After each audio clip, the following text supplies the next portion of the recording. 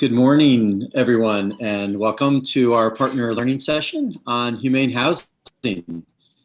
So glad that all of you were able to make it today. And as we typically do to get these partner learning sessions going, I'm going to invite everyone to use the chat to please place your name, your pronouns, your organization in, and let us know who's with us. And as you'll be encouraged throughout, we hope that you will continue to use the chat. We've been really grateful and learn a lot through the chat in these larger group sessions. So thanks, as I see folks starting to put their names and pronouns and organizations in. And again, I'm going to encourage folks, if you can, to be on camera when possible. I know that bandwidth varies, maybe even day to day and where you are, and there's other things going on in the background. So again, no pressure, but it'd be great to see faces, particularly as we have some spaces for some dialogue at different points in this session. And with that, some basic housekeeping. And as our numbers continue to grow, I'm going to invite Liz Baxter, our Among Fearless Leaders, to kind of kick us off. Thanks, Monty. Appreciate that. Welcome, and so grateful that you all carved out some time today to share with us. I'm going to start with our land acknowledgement and then talk a little bit about why this session and why now. So we begin by acknowledging with humility that the land where we are today, so those of us up here in the Pacific Northwest, are in the territory of the people of the Salish Sea. Specifically, we're sitting, most of the ACH team is sitting on the land of Lummi and Nooksack. Their presence is imbued in the waterways, shorelines, valleys, and mountains of the traditional homelands of the Coast Salish people since time immemorial.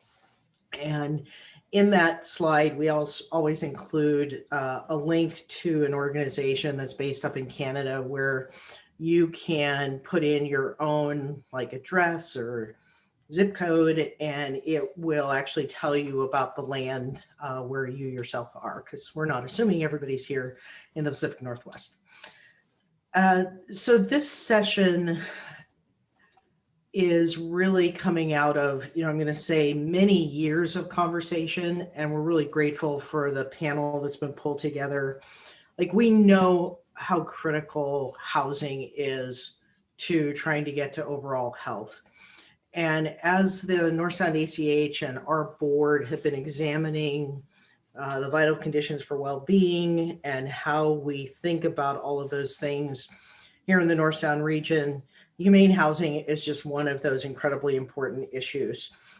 We know that in an hour, we're not going to cover the full depth and breadth of what could be discussed. So we're thinking about this as just opening a door for our clinical and community partners across the region.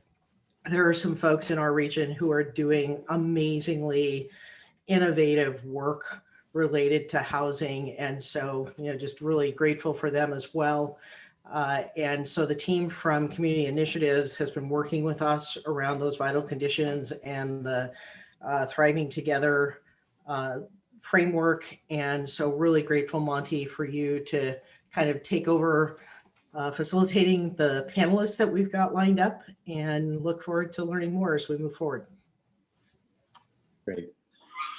Thank you, Liz. And so, yeah, we've collectively put together this agenda. So the first part is, to continue to introduce aspects of this Thriving Together approach, which Liz has alluded to. And I'll maybe hit that a little bit more on a slide. And one of the vital conditions of these 7 vital conditions that's contained within Thriving Together is this very important vital condition of humane housing.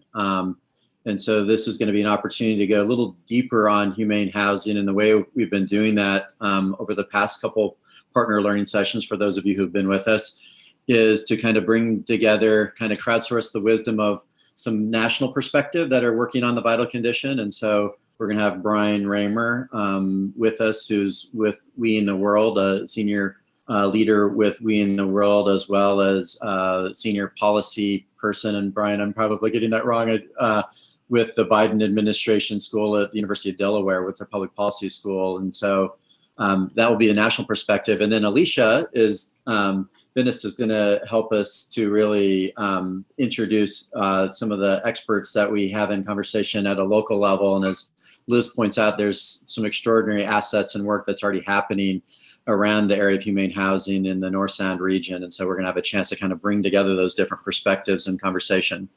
And at the end, for the last 15 minutes, after the whole hour is up, we encourage folks to continue to stick around if you can and have some conversations and kind of take that conversation wherever you'd like to go and what's popping up for you. So that's the format and kind of game plan for today.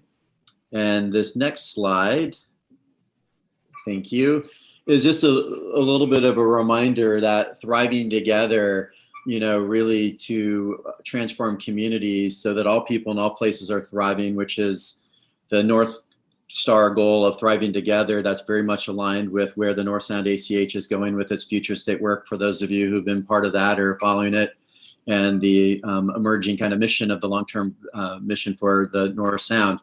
And thriving together is also a very measurable universal goal. So the premise of this is, of the thriving together approach, is really to start with acknowledging the legacies of our ancestors, the legacies of past decisions and actions that in some cases have really affirmed dignity and inclusion and built community and resilience. And a lot of those decisions and legacies that we've talked about over the last year plus that have inflicted trauma and exclusion that have really been barriers to people and places thriving. And so rooting our work in that, I think you'll hear a little bit of that in this first session around understanding the legacies of housing in our country, and that look both globally and locally.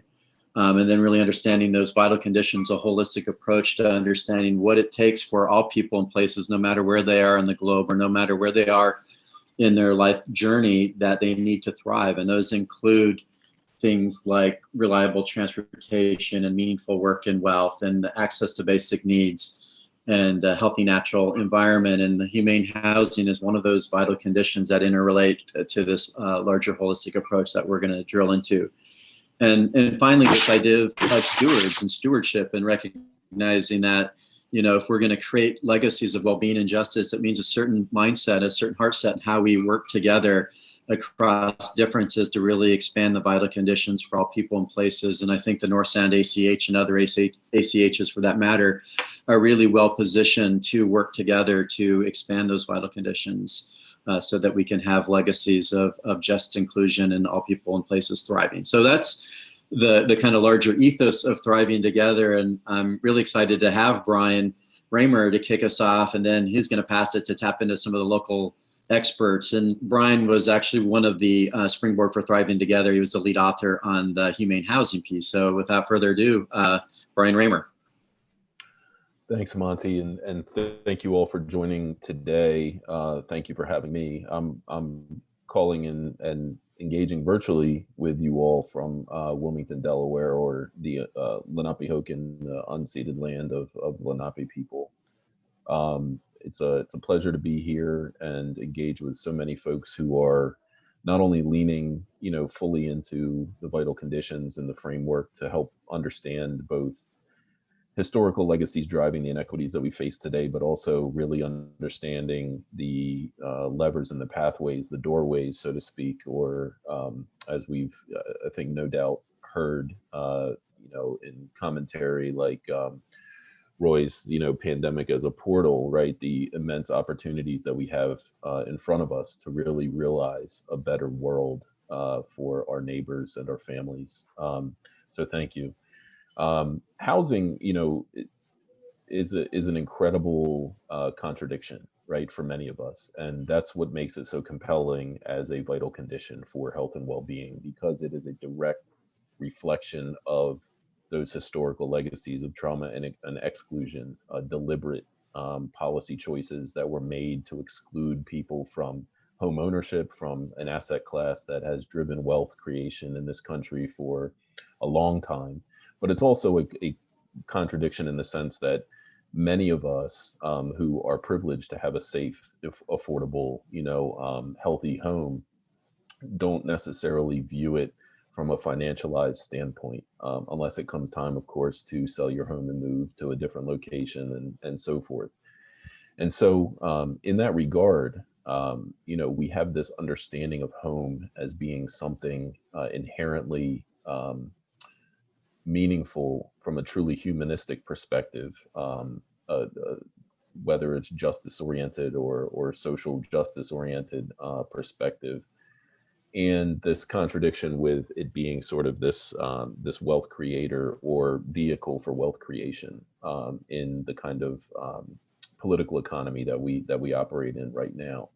And so those legacies have tremendous impact, both historically as well as contemporary impact that we've all seen reflected in the inequities that have showed up throughout, the last year or so of a global pandemic.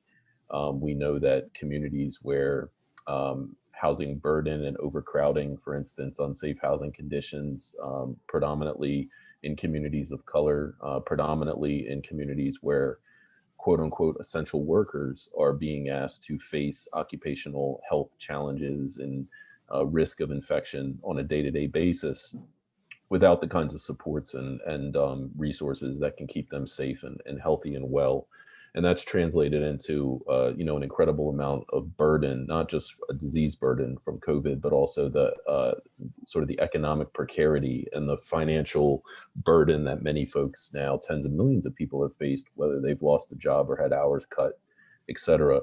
So I think that connection is not only sort of reflected in the moment, but that reflection is being sort of witnessed in different ways in different parts of the country. And we've also seen an incredible amount of what, we all might call innovation over the last year in this space at the municipal level, at the county level, at the state level, in many places across the country. So, for example, things that we never, or we were told perhaps what was impossible in the past have been taking place. We've seen states, we've seen municipalities purchase unused or vacant, commercial real estate and converted them into permanent supportive housing or specific housing opportunities over the last year here in my state of Delaware. We worked with Newcastle County government to purchase an old Sheraton hotel and convert that into 200 units of housing for individuals who are experiencing homelessness, and tied social service delivery directly to those individuals through a collaborative effort that was primarily driven by an influx of federal funding through the CARES Act and now through the American Rescue Plan Act.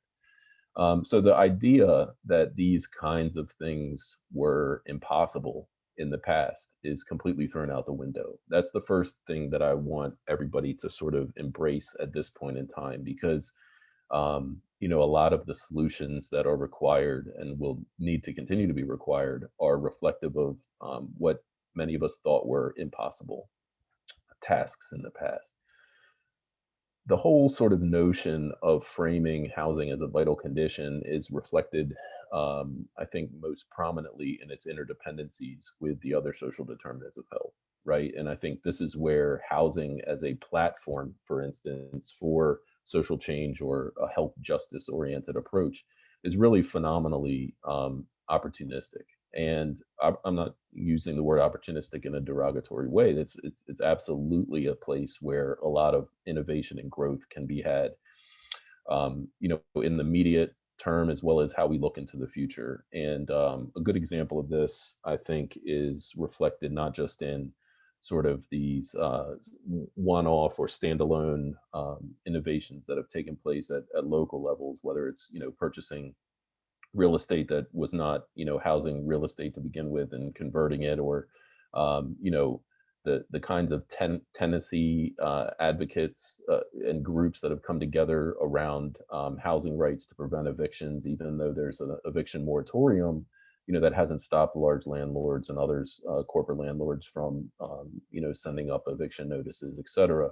And so the civic muscle that we've seen cultivated among individuals at the local level who have come together and fought to protect the rights of tenants or fought to protect the rights of residents and keep them housed has been an incredible momentum builder in the context of how we envision civic muscle as a foundation for improving the vital conditions, particularly health, housing, right? Um, a sort of institutional level example of this, and something that is reflective of, I think, the direction or the model which North Sound is looking to really embrace here, is reflected in the work that perhaps the Healthcare Anchor Network has been doing around housing over the last couple of years. And for those that aren't familiar or may not be familiar with the Healthcare Anchor Network, this is a group that is recently spun off from the Democracy Collaborative, which is a not-for-profit based in Washington, D.C., that's focused on community wealth building. But they have brought together about, I think now more than 60 healthcare institutions, large health systems, small community-based hospitals, rural hospitals, et cetera, have come together under this anchor mission strategy that basically is recommitting or reconstituting their commitment to improving the conditions, the living conditions, the quality of life, and the kinds of relationships that are necessary to do that improvement in terms of health and well-being in their own backyard.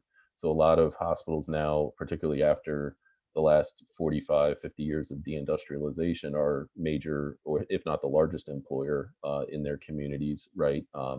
They have a lot of purchasing power when it comes to service provision, when they have a lot of political capital when it comes to getting decisions made in their favor, from a healthcare financing standpoint. But they've only recently begun to consider how they can use that political capital in a way that improves, for instance, the vital conditions like housing. And the Healthcare Anchor Network, last year and the year before, when I was vice president for health and housing at Enterprise Community Partners on their national initiatives team, led Housing on the Hill days, where we had senior leaders, these are CEOs, CFOs of major hospital systems, 40 plus, come together in Washington, D.C. and engage directly with senators and other lawmakers around the importance of housing as a fundamental determinant of health and well-being.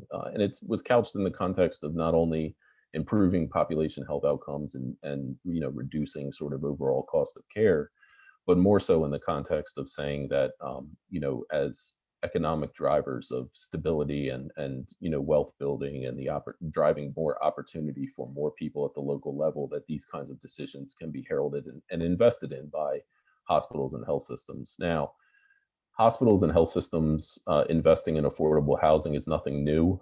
Many folks have been doing this for a very long time. Bon Secours Health System is one example of this, but even in your neck of the woods, Providence and others have been doing this work for a while. But what has not necessarily been realized, and where I think organizations, collaboratives, and networks like the North Sound ACH and other ACHs can really lean into this work and create some really innovative change, is in the context of the relationship with the payers, right? So the Medicaid MCOs and the folks that are paying for long-term supportive services, et cetera, have been eager over the last few years to really consider how they can better create better networks of relationships among community-based partners and service providers to deliver the right care in the right place at the right time in the right context. And so in January of this year, so in early January of 2021, CMS had sent out a memo to every state Medicaid director on how it was basically a roadmap for states to address the social determinants of health to improve outcomes, lower costs, and support state value-based care strategies, including how Medicaid contracts are arranged. And in that memo, there's very specific outlining. I'm going to post this in the chat, a link to the memo itself for those that haven't seen it. There are very specific elements of housing related services and housing related investments that Medicaid right now today, right, can pay for and should pay for in order to address better equitable outcomes in terms of health and well-being for their members. And so this is an area where networks like yours can really collaborate and come together to use your political capital, to use the relationships that you have with many of the community-based partners who are serving residents and serving members, all throughout the communities in which you operate, to kind of put your foot down and work with the state Medicaid director, or in collaboration with county health departments, et cetera, to say these are some of the strategies that we think we can really be at the tip of the spear on in terms of helping to improve housing related social needs for the members of, our patients, our members, our residents, et cetera. And these are opportunities that can be done literally today, but it's going to require that kind of agreement, that kind of collaboration across sectors to get done. And that's an area where I know you all certainly are you're not strangers to that level of cross-sector collaboration, and it's something that you thrive on. So, that's just one example here. But the bottom line is there's folks at CMS today, as well as the CDC, who have been thinking more deliberately and oftentimes using the framework that Monty referred to in the springboard to really understand how these kinds of federal investments or decisions made around regulations or rulemaking, so to speak, can be changed to better enhance these kinds of cross-sector collaborations to improve health and well-being. Housing is a big focus in that area, so I would advocate for you all to really continue to work with your housing-related partners and engage with them in this area, because not only that, we have a new influx, I should say, of federal funding through not just the American Rescue Plan Act, but now the infrastructure bill, the large infrastructure bill that the president proposed and laid out earlier today. If this gets passed, there's likely to be an additional influx of more than $300 billion in housing and housing-related services. These are monies that are going to be coming directly to states and municipalities that are going to have to flow to organizations like yours in order to make a real difference. So these are areas where I think you all should really consider, and I'm certainly happy to continue to engage with you if you have questions or some TA support or other things like that, in order how best to position the goals and the strategies for you all to really make a lasting impact in changing the trajectory of these living legacies that have for way too long been focused on exclusion and discrimination and frankly racist policies, and reconstitute them into a way that is creating opportunities for healthy housing for all. So I see this as a health justice issue. I see this as a human rights issue. And it's something that we're going to have to continue to chip away at. But you have advocates in your corner. As you know, there's many organizations that think very much like you all, and the opportunity to grow the civic muscle and to engage and continue to organize around these needs is going to be incredibly important. So I'll kind of leave it there, knowing that we have a limited amount of time here, and pass it off to my colleagues who will be talking more about local strategies. Thank you so much, Brian. Really appreciate hearing that perspective of where we're seeing some new opportunities in federal investment, and I think it's keeping that in mind. I'm really excited to hear from some local leaders in our area. We have with us Greg Winter and Mike Parker from Opportunity Council, as well as Jason McGill from Northwest Youth Services, to kind of connect some of what's happening on the federal level to what we're doing more locally. And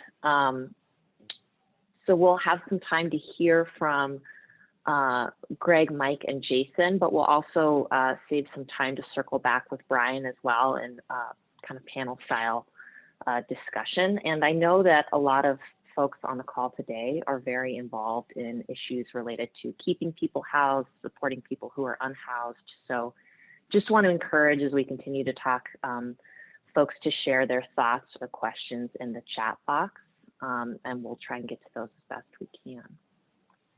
But with that, I want to turn it over to Greg and Mike first to just speak their perspective as they're working with Opportunity Council to think about, what does humane housing look like in the North Sound region? Are you seeing similar opportunities that Brian mentioned happening at the federal level come down to our region?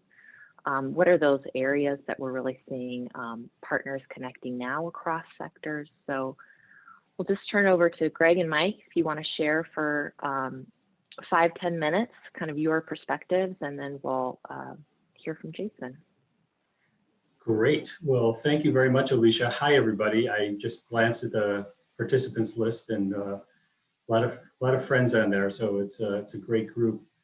Boy, there's we kind of did a little pre-planning for this meeting, and there were so many guiding questions. It's going to be hard to address them all. So I'd just like to first of all thank Brian for his comments, and I just want to emphasize one thing that Brian said was that getting to a place where we have more humane housing, where we have just more housing, and we address the inequities in our housing markets and housing systems. These things are possible, and there are good ideas out there, and there are great examples at the local level of partnerships, and we don't have a lot of time to get into all those examples, but we'll try to touch on some.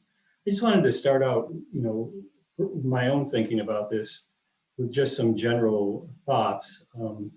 As you know, housing instability and homelessness are just enormously complex issues, but there's one simple guiding moral imperative that really has enormous practical implications for solutions.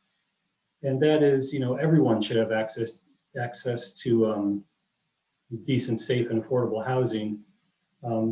Housing should be considered a human right. And again, echoing what Brian said earlier. And as a nation, we really need to operationalize that concept with investments that rapidly increase the supply of high quality, affordable rental housing. And absent that kind of national leadership and investment, we're going to continue to rely on inadequate emergency solutions that will continue to exacerbate inequities in our housing market. The good news is that we know how to do this, and we have great local examples and local communities and organizations that are partnering to bring innovation and talent to address the issue. The problem is that these efforts lack the scale that's really needed to truly address the problem. But we have a great foundation to build on. In essence, we have a series of mathematical problems that can be solved with the right kind of national leadership. But of course, as I mentioned, there's great local examples of productive leadership on this issue, the kind of leadership on display recently that resulted in both the Bellingham City Council and Whatcom County Council to pass a local sales tax measure to add more financial resources to support additional investments in affordable housing and behavioral health solutions. So that, that's just one example. And that took political courage. That was a councilmanic action. It's not one that our leaders, kicked down to the people for a popular vote. They decided to impose that tax on their own with their legislative authority, and I really salute them for doing that. We need that kind of action at all levels of government. And just a reminder, Brian touched on some housing resources that are coming through the American Rescue Plan. As if the lack of housing wasn't bad enough, in the immediate future, we need continuing leadership to avoid what could be a tidal wave of evictions once the governor's eviction moratorium ends. And that's a very real threat. And it's one that could take many, many years to recover from. So those are just some general thoughts I have. And I want to ask Mike Parker, who is our Opportunity Council's Housing and Healthcare Integration Manager, to maybe just share a few additional thoughts before we turn it over to Jason. Thanks, Greg, and thanks for kind of tying that from the federal down to the local level. One of our other preparatory questions that we were asked to think about is kind of what is humane housing? And one of the things that I think and wanted to share is, as a social worker, I think it is the brick and the mortar, but it's also the community, the connections, health promotion activities. There, so there's a lot of room for healthcare providers and housing providers to team up and to imbue the housing that we have or that we're going to create with the necessary supports that support people in having a vital condition. And I think that's a really key point. And another piece that I wanted to tease out that Brian brought up is just how racialized the housing system is in our country. And we can't be afraid of being radical and undoing the racist underpinnings of our housing system. There's a reason why we found when we looked closely at equity issues in Whatcom County, and we see rates of people experiencing homelessness very different based on their ethnicity or their race. So, in Whatcom County, for example, Native Americans are experiencing homelessness at much higher rates. And that is not an accident. And we can have the courage, I think, in partnering together to have the courage. And I like some of the framing comments from Brian about how we align ourselves in justice to reverse some of those things. We can choose to favor single family homeownership in our tax code, or we could change that and we could get a renter tax credit. And these are choices that we make. And so I think for all of us here today, as we think about how do we lean in to this issue, how do we undo racist underpinnings, one, it's not being afraid, two, shoulder to shoulder, maybe with folks that are doing different things. Maybe housing and healthcare really are the team, right? And we can together really make some serious change. I don't want to sneak preview too much of what Jason's going to talk about, but one of the things that we think about in vital conditions when folks are already homeless is, well, maybe how did you get here? And what could we have done differently so that you wouldn't have that? And I think that's something for us to ponder too. And Brian brought up, how folks that are helping folks that are aging and maybe need long-term supports in their homes. That's just an example. Some people are homeless just because their housing wasn't humane enough or it didn't have the necessary services enough. And sometimes those are the missing part of that vital condition for that household. So as Greg mentioned, it's very complex to some degree because people are complex and the reasons why things that happen to them. But I see some very bright lines in the complexity, and I see choices that we have that we can get behind undoing some of those bad choices and build more equity into our system. And I think when we realize that we have those inequities, to figure out how we might partner with those communities, honoring their leadership and in trying to address local issues. So hopefully we'll continue to have courage. There's a lot of innovation in Whatcom County, and I often feel very, very hopeful. And I think some of the new federal dollars that we're hearing about today, if you hadn't heard about them before, give great hope. But we've also seen that in disaster recoveries in the past, from the 2008 recession, from Hurricane Katrina, that we need to be very mindful when we apply rescue dollars or recovery dollars, because there's a lot of too much rushing and we don't do it right equitably. So I guess my last 2 cents before we pass it on to Jason, who'll hopefully talk about prevention and how we keep people out of this mess, is to really reflect on that piece and to think from that mindset, from that lens, if you like that word, about how do we apply those principles so that we do differently, so that we do better, and so that we can improve conditions for everybody in the North Sound. So with that, I'll stop yakking, and I'd love to hear from Jason. Hello, everyone. Jason McGill, pronouns he, him, his. I'm actually new to this community of Whatcom County. I am just started my role back in February 1st, actually, which was a pretty big moment for myself and what it represented for Northwest Youth Services as being the first Black executive director up here. I came up from Seattle and still learning this community. So a lot of my perspective is more in the prevention world and trying to how to prevent young people, that is, in particular, youth and young adults from entering into that chronically homelessness definition. And one of the key things that we're going to be working on up here at Northwest Youth Services is really focusing on what we are defining as healing-centered engagement, and really fine-tuning some skills that young people have, and figuring out ways, alternative ways to lift them out of poverty.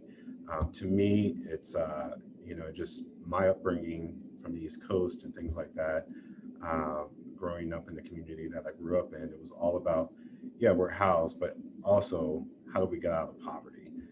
So a lot of our framework is going to really lean into teaching young folks or guiding young folks, and then elevating young people in their perspectives and how to navigate systems that are oppressing them, oppressing all of us, and just trying to figure out ways to how we are defining it as radical healing interventions, and really just tapping into young people's passions and desires to be more than what they are currently in, and also learning how they are not a product of their environment.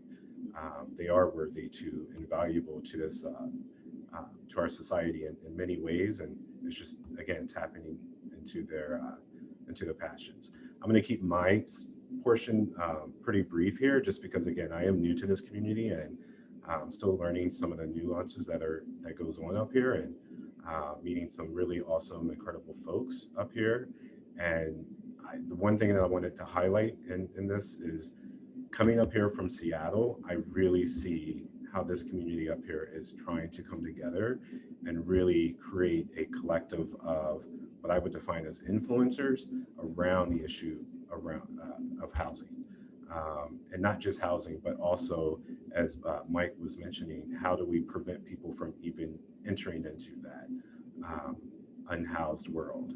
And one way of doing that is really teaching young people how to navigate these systems, how to get the resources that they need in order to move from that healing to awakening to thriving continuum of care is how we're calling it. So yeah, it's really what I wanted to highlight.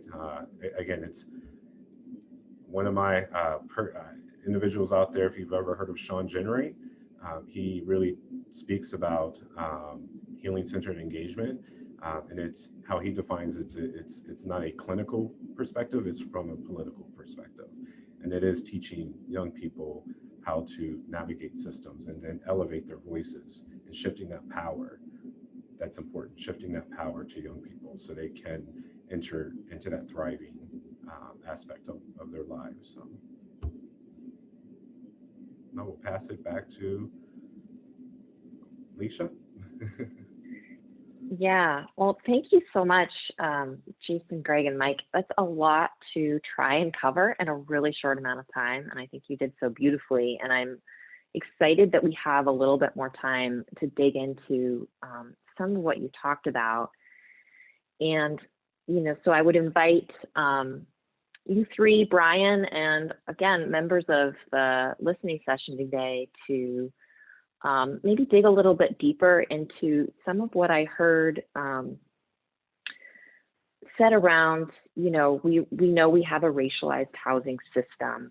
We now have this influx of resources that could make what seemed impossible possible. So how can we invest those new resources, take approaches like what Jason mentioned around healing-centered engagement, and really invest in creating more legacies of inclusion and of resilience through our housing system. And I'm thinking about that in the context of that Thriving Together framework, where we know we need these vital conditions like housing, but we've got to do it in a way that we're building legacies to really live together and work for everyone in our community. So I know that's a big question, but just wondering if that speaks to any of you and you have some thoughts around that.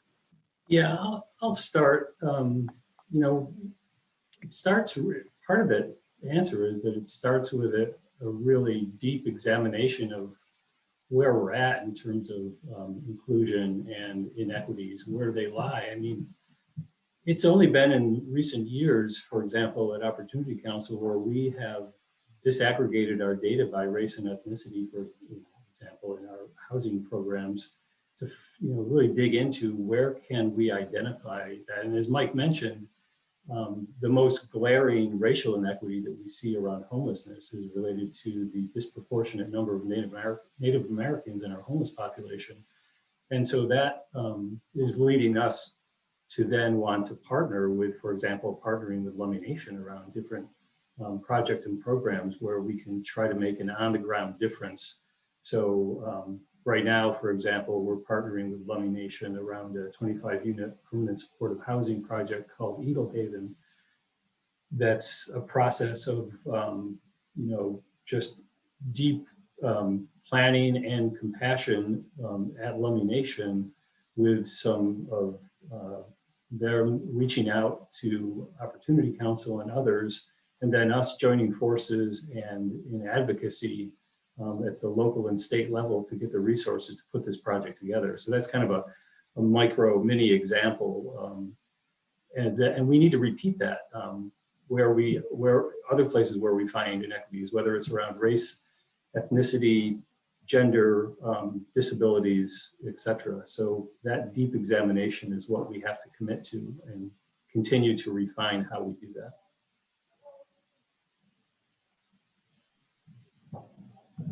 I'll just add quickly from a national perspective. I think we have to be really careful around how the framing and the conversation progresses in this space. Historically, when we've spoken about things like social determinants of health, for instance, or vital conditions,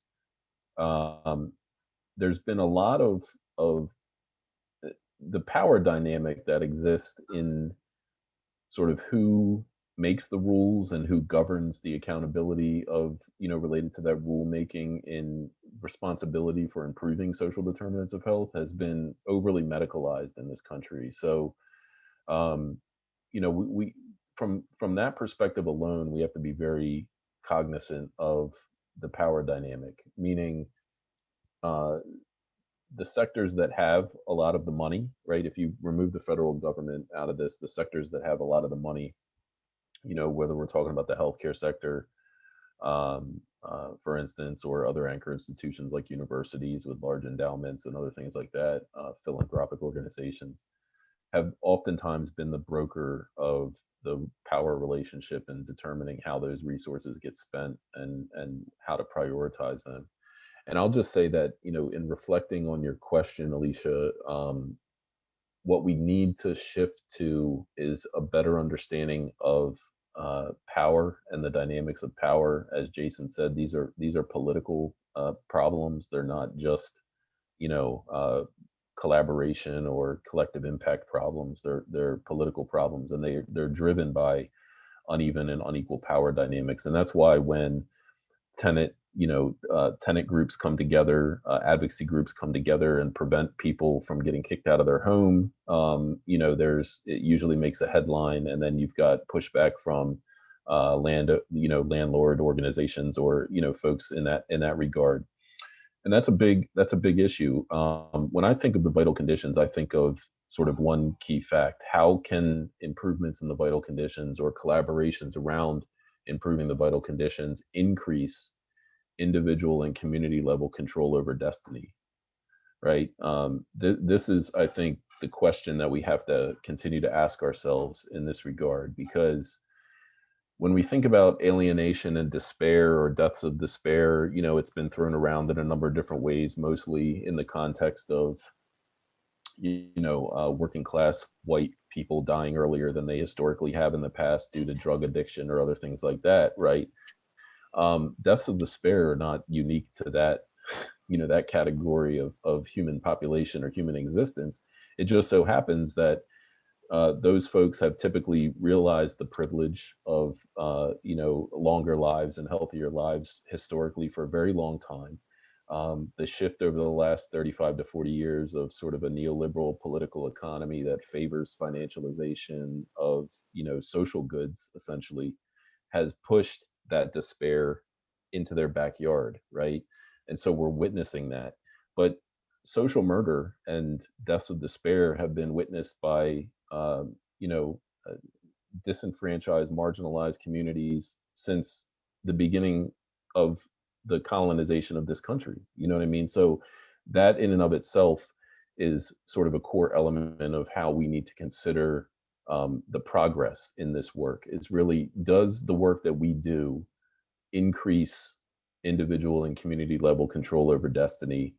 And if so, we know in that regard, it also is sort of reflecting this health justice perspective of freedom, right? Which is the core basis of democracy, right? It's very hard to feel free when you can't pay your rent, when you can't put food on the table for your family, when your kids don't have a reliable internet connection to do virtual schooling from, and when you have to still go in person to both of your jobs because you're an essential worker who doesn't get paid family leave and or other social protections to maintain your health and well-being on a day-to-day basis. And these are political issues. And so when we think about the advocacy bent to this, we need to get beyond advocacy and start focusing on this civic muscle for movement building. There's plenty of movement building that has been at the forefront over the last year. Obviously, racial justice movements and in the growth of or interrelation of different movements in that regard has been reflected in that work. We need to step up and embrace that element of the work that we do and work with the folks who, a year and a half ago, 2 years ago, would have been called out as being too radical. Now they're being heralded as, folks who are saving people's lives because of the advocacy work that they're doing. And I think that's an important shift in the paradigm, the mindset that we have around vital conditions. Oof, so more that I want to dig into there. There's some questions from the audience I want to get to, but it does make me think that building of civic muscle, it's tied to the partnerships that Greg mentioned with Lummi Eagle Haven and tied to what Northwest Youth Services and Jason mentioned around the importance of healing and not simply moving through navigating services, but really elevating, in this case, young people's voices. So really appreciate that. And I want to get to a few questions that have come up. The first was from Holly Southern with Orcas Community Resource Center. I think kind of looking at how our federal rental assistance will be fully used to pay back rent. So how can we use this opportunity or these funds to change systematic inequities, or will funding be the same old system? It's a really great question. I'm wondering if folks have thoughts on that. Well, I'm eager to hear everybody else's thoughts, but I'll just chime in with a couple of my own. Yeah, there's an enormous amount of new federal assistance through the American Rescue Plan to pay back rent and some future rent for people that are going to need it. Absolutely necessary. We just cannot, as a society, have, watch a bunch of people fall into homelessness because they couldn't pay their rent because of the pandemic. I mean, that's just untenable. So, this is this is kind of like putting our fingers in the dike and trying to stop a horrible disaster. And along the way, while we're doing that, we have to be really mindful about inequities too. So, unfortunately, those organizations like Opportunity Council and many others that are helping to distribute this rental assistance are partnering with organizations like Northwest Youth Services, like Seymour and their Promotores program, Community to Community Development, and others, so that we're affirmatively doing outreach into communities most impacted by the pandemic to make sure that they have access to this rental assistance. That's one thing I just wanted to let people know about. But the other thing, Brian mentioned there's a $300 billion of additional types of housing assistance, but in this American Rescue Plan, and regardless of the specifics of those dollars and what they can be used for, this is a moment when we can look at how can we reach even further than that. How can we operationalize the concept of housing as a human right How can we make housing as a right more like Medicare, more like access to public education? This is the moment that we probably can do that if if we lift all our voices, and we have this multi-sector approach. This really is a moment. And President Biden and Kamala Harris, Vice President Harris, they have a plan. It's a good plan. It's an ambitious plan, and it pairs access to housing with really important fair housing reforms and bringing back some fair housing policies that have been lost. So this is a doable thing, but we all have to come together and sing from the same sheet of music. What do you think, Brian? Yeah, thanks, Greg. So it's a great question, and it sort of sits at this junction of everybody really eager to sort of return to normal. I mean, we hear that all the time, right? When the truth is normal wasn't good enough and left way too many people out. And utilizing or responding to, I should say, the kinds of resources that have been flowing into states and localities, as well as will continue to flow through, particularly through the America Rescue Plan, and perhaps if it gets passed into law, the infrastructure bill and the jobs plan that the Biden administration laid out, which has even more funding related to affordable housing, is this idea of building out the guardrails during that same period of time, relying and working with the sort of movement builders that have been doing a lot of the civic muscle and advocacy work over the last year and a half or so.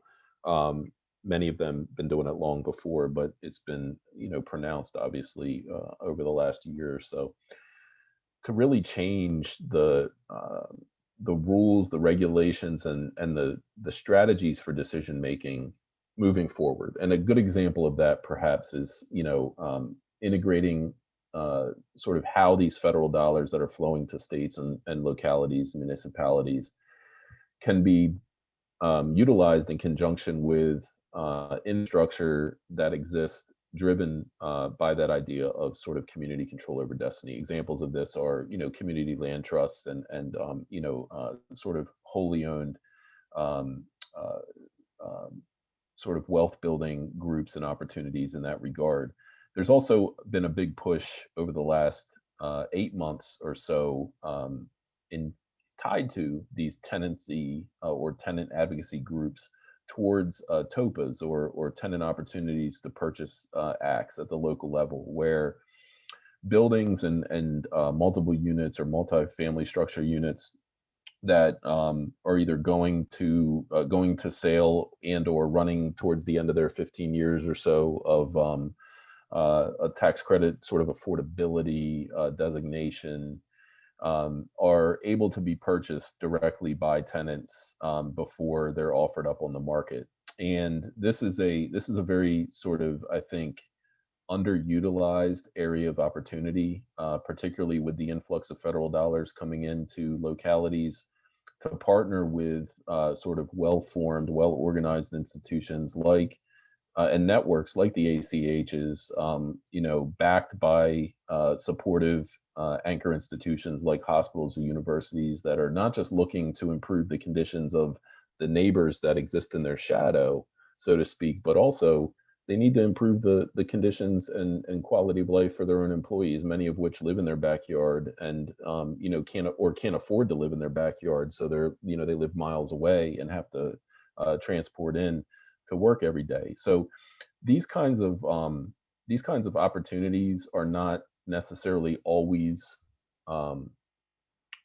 ready to be utilized immediately. They do take some work, but the trick here is to really say, okay, we know that these federal resources are coming to our state, coming to our county, coming to our city, coming to our local public health department, coming to our state public health division or whatever it might be, and that we have collectively established a series of possible solutions that could better utilize these resources with better alignment better driven, collaboration around impact, and that you all have thought out, right, both the intention and the potential consequences of doing this work in a way that's going to create better conditions for the people that you're serving.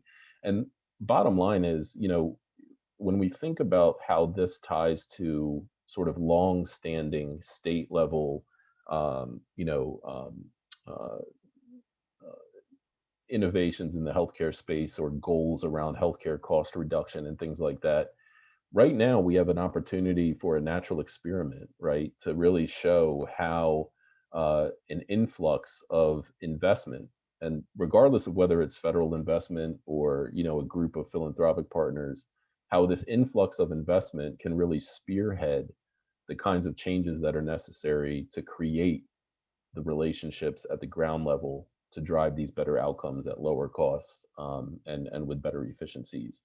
That would never have existed if we're just thinking about the realm of how payment reform financing changes or innovations in how we do social impact bonds or whatever it might be, uh, you know um, works in this area. That would never happen in that space. They're too small scale, they're too piecemeal, they're relatively too short-lived in terms of duration. But now we really have an opportunity, and it's groups like yours that are going to be the quote unquote innovators in this space. And that innovation is really just reflective of how you understand the needs of your constituents. And that's the bottom line. So I'm really excited to see how this plays out in many places across the country, but definitely tied to the work like you all are doing in the Pacific Northwest.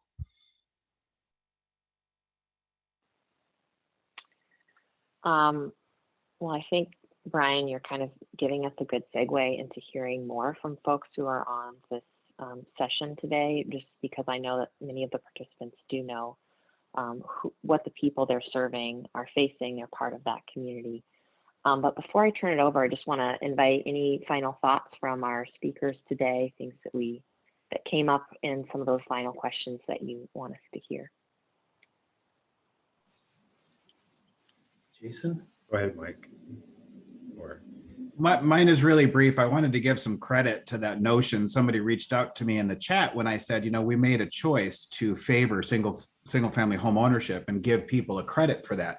We made a choice to not do that for renters, and we can undo that choice. That's not my idea. So Mark Dones, if anybody's familiar with Mark Dones on the call, National Innovation Service, really postulated that on a call. And I have been thinking about simple, I guess it's not necessarily simple, but a simple act and how strong those can be.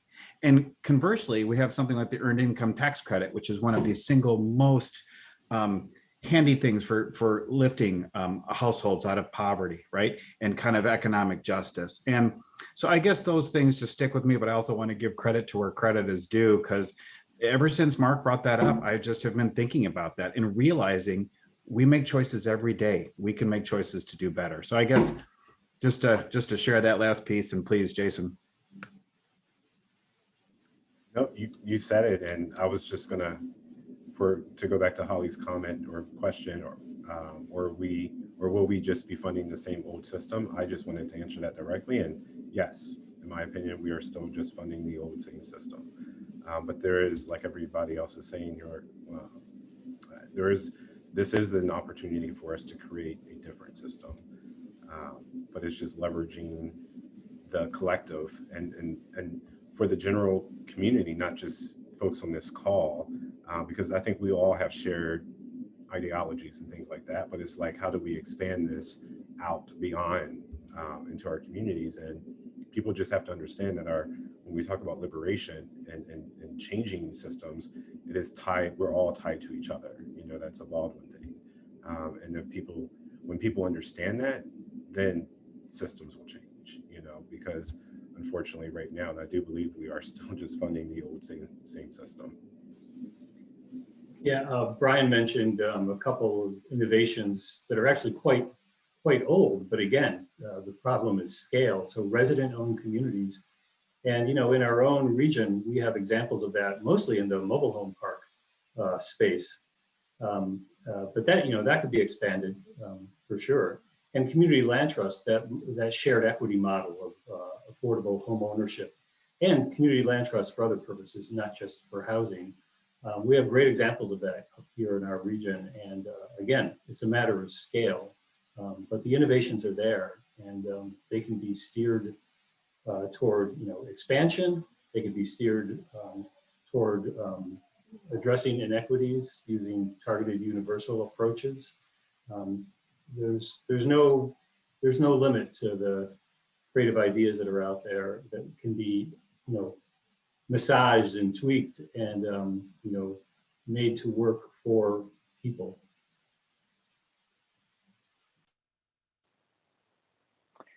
Well, thank you all so much. And we've kind of reserved this last 15 minutes to have some dialogue with you all and thinking about kind of how this intersects with your work. So I'm going to turn it over to Monty to lead that discussion.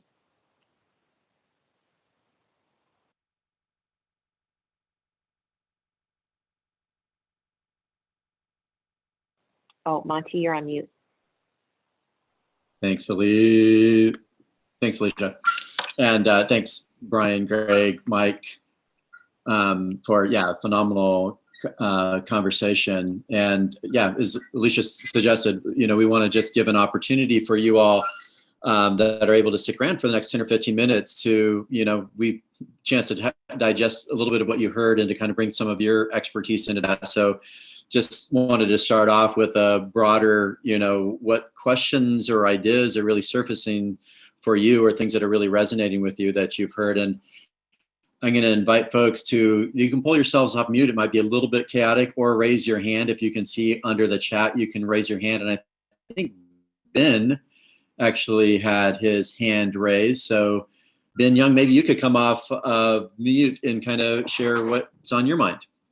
So I think the panel, every member of this panel, thank you. Thank you for the comments and your insight here. All of you think outside of the box. So all of us talk to philanthropies, government agencies that don't. They don't think outside of the box. In fact, they tell us how you fit in our box. How do we challenge them because our approach is definitely outside of their box. It will never fit in their box. How do we deal with that? Because we get overlooked as a result of our innovative approaches, or our approach that says, hey, you have overlooked us, and here's how we need to approach this situation. What is a new, I'm not saying you have this magical pill, but what are some of the new and innovative approaches that would help us deal with this staid and true system that will kind of chip away at that system or that box type thinking, because we're definitely a round peg that's trying to fit into a square hole. Yeah, great question, Ben. And maybe just a brief comment from either national or local perspective, either with some of the new federal funding opportunities, or are there ways that innovation might take place that don't kind of have all the restrictions in the boxes that Ben's alluding to, or even locally where some of the innovations I think that, Mike and Greg refer to, where you're seeing some creative ways of kind of getting around what some of those bureaucratic barriers and. Yeah, we joined together and changed the box.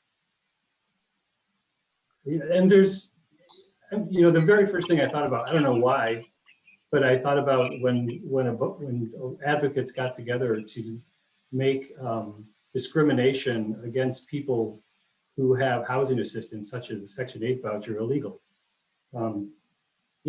Very big problem, a real social justice issue. And, we all worked hard together at changing that policy. Now there's an enforcement issue that's ongoing that we have to work on. But that's just one, I mean, we joined together and we changed the box. Yeah, I think Greg said it as straightforward as possible. I would probably ramble on a little bit more around that same sort of framing, which is essentially going back to that whole notion of power dynamics, right? I mean, as a networked approach with multiple people across multiple organizations, in a region or across multiple regions, have a tremendous amount of influence on, particularly on philanthropic partners, namely because if there are a regional philanthropy or a local philanthropy, it's likely that many of the partners that are already in your network are going to be or have been traditional funding recipients from these philanthropic partners in the past. So having a common understanding of how and why your network, your group, your collaboration, your collective wants to move the needle or change the sort of requirements of ticking that box. It makes it a hell of a lot easier to do so when you're all on the same page and can deliver the same kind of message to your philanthropic partners to do so. And I've found in the past that, philanthropies, for the most part, they need to spend their money, at least whatever portion they've allocated from their endowment, to spend on a regular basis. And the likelihood that they're going to not consider an innovative opportunity across a litany of partners like you all who have a tremendous amount of impact, both individually as well as collectively in your region, is something that I think you shouldn't underestimate. There's also many philanthropies that are kind of looking for or searching for new ways of solving old problems. And some of those are kind of silly, financialized innovations, but some of them are very real commitments to institutional change and the funding to drive that institutional change. There's folks like the Blue Meridian Partners and Balmer Group and others, in your region who have been looking at these opportunities to drive more investment in creative problem solving and sort of community rooted problem solving in this regard. And I would just encourage you all to not underestimate the power of your collaborative network in helping to shift the needle in a direction that is favorable to those kinds of funding opportunities. Monty, I was just going to add one piece because I want to address a piece of Benjamin's comment. How do we ensure that it's different? And I think Greg and Jason talked about it, and Brian, you did too. It's in our partnerships. It's in choosing not to do every piece of it alone or on our own to innovate. It's who we partner with is part of our innovation. And that's why this group, I think, can be so powerful because we're stronger together, we're more unique together. And Greg was kind of getting at too, that when you're working with organizations that are comprised of or particularly for some of the groups that have experienced some of the worst oppression, and we honor their leadership and work alongside, I think those are some of the elements anyways about how we might make this recovery different, more equitable, to make sure that the resources are done in a unique way, is groups getting together like this and partnering and saying together, how will we make it different? What ideas do you have? How can I partner with you? Thanks, Mike. And see that you're bringing in your new advocate into the picture there. Yes, young Clara is an advocate for housing for sure. Yep.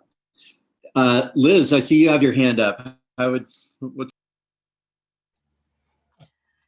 So Brian, you responded in like how you could propose things to philanthropy, but when I look at federal dollars and how those federal dollars come to counties, they come to cities, they kind of come to known entities, whether you see that same type of opportunity of proposing something as opposed to waiting until a structure is in place and you're having to apply for dollars.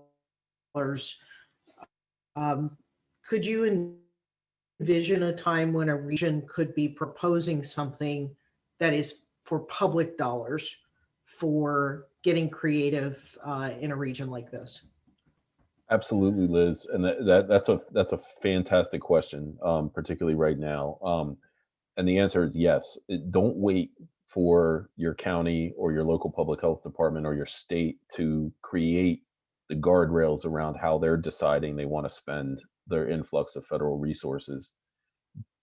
Now is the time to go to them and say, these are the kinds of solutions to the problems, that the longstanding problems that we have all been trying to address for a long time. And we think we can put to use these federal dollars in these ways, reflecting, some of those shared goals.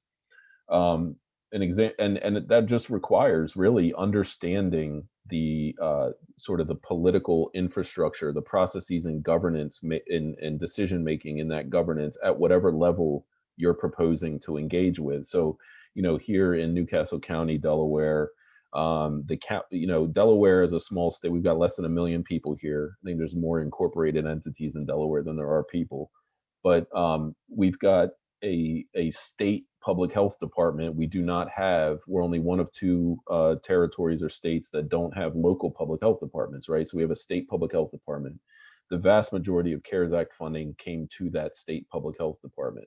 But because of austerity, over the past 40 years, because of lack of funding and budget cuts and attrition of formal public health infrastructure in the state, we've come together, a number of our partners that I work with under this umbrella of Healthy Communities Delaware came together and proposed a series of investments and interventions that we felt could not only reflect the needs of the community members that we were serving in an equitable way, but really were pushing the boundaries around what rules were set out to guide that CARES Act funding, right? There was very specific rules that the federal government outlined. A lot of local governance structures were very hesitant to, even think about doing things beyond those rules because they didn't want to have to then give the money back, at some point or whatever it might be. But yes, by all means, use your collective power, the wisdom of your collaborative partners, and the needs of the community members that you serve on a day-to-day basis to present these opportunities as solutions to your state government, to your county government, to your local public health departments. The bottom line is the public services infrastructure, whether we're talking about sort of formal public health at the local level or the state level, et cetera, has been eaten away at over the past 45 years through austerity and budget cuts. No matter where you are in this country, right? I think the average for a local public health department is like a 30% reduction in workforce over the past 40 years, right? And that's part of the reason why this pandemic was as bad as it was, is because we cut all that funding over the past 4 decades, and now we're reckoning with that. So the bottom line is you all have partnerships and tentacles, so to speak, reaching into communities that are most in need of these kinds of investments, that you have voices and lived experience from these communities that are informing your decision making. And that is, I think, one of the best ways to get your foot in the door and start to propose solving some of these problems as these federal resources are coming into your state and your locality. Yeah. Thanks, Brian. Great question, and some real food for thought, if you will, for how this region might be proactive. And I just wanted to acknowledge Jackie. We're running up on time. Just again pointing out one of these major contradictions around, a large group of folks paying more in rent than the cost of a mortgage, families unable to qualify for purchasing a home. I mean, these types of contradictions that really point to a system that is not sustainable, it's not humane. And, Liz had pointed out at the very beginning, I think this is really opening the door to really some deeper work potentially that the ACH could be doing with its civic muscle in North Sound or other ACHs in the state. And I really appreciate, all the speakers and the comments here reminding us of this really unique paradoxical situation that we're in right now. 2020 revealed and exacerbated the enormous inequities we see in our systems, the racial underpinnings of a lot of our systems, including housing, but also possibilities that we never would have thought possible. And the foundation that's already laid in many cases in the North Sound with some really creative partners and some relationships here. So I really appreciate those threads that kind of organically came together, reminding us that we need to have a much broader notion of what humane housing really is, all those different elements, and the really important way that we leverage our social capital for the healing and use our civic muscle and the political capital that is really within reach here to make a bigger difference. So I want to just, again, thank everybody for kind of setting the stage. And I know that Alicia and Liz and other members of the North Sound ACH, I think, will continue to welcome ideas around where we might take this housing conversation, go deeper. And as we move into 2021 and 2022, I know the ACH leadership is interested in where might we act collectively, certainly advocacy and beyond. So with that, I just, again, a major thank you for all who contributed, participated, and we'll be in touch soon with the next partner learning session. So have a blessed rest of the day. Yeah, thank you, everyone.